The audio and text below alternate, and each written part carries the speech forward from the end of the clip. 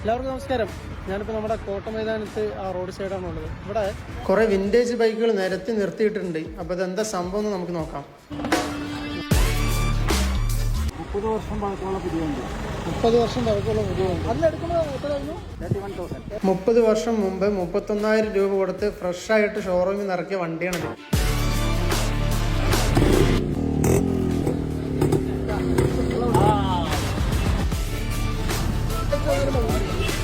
ഞങ്ങൾ Palakkad vintage motor cycle കൂട്ടായ്മയാണ്, ബൈക്കിൽ കൂട്ടായ്മയാണ്. ബൈക്ക് മാത്രമല്ല കാറുകളും എല്ലാം ഉണ്ട്. ഈ കൂട്ടായ്മ ഞങ്ങൾ സംഘടന തുടങ്ങിയിട്ട് 2008-2009 കാലഘട്ടത്തിൽ തുടങ്ങിയാണ്. ഇപ്പോൾ 10-16 വർഷമായി ഇപ്പോൾ കൊണ്ടുപോകുന്നു.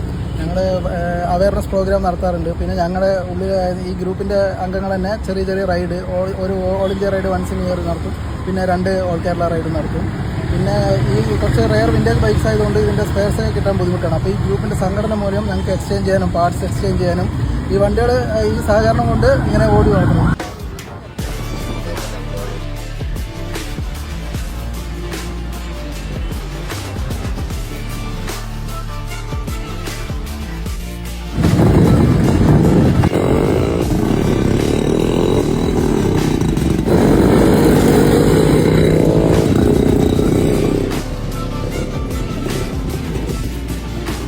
ഇവിടെ 59 മോഡൽ ജാവ മുതൽ ഞങ്ങൾക്ക് ഉണ്ട്.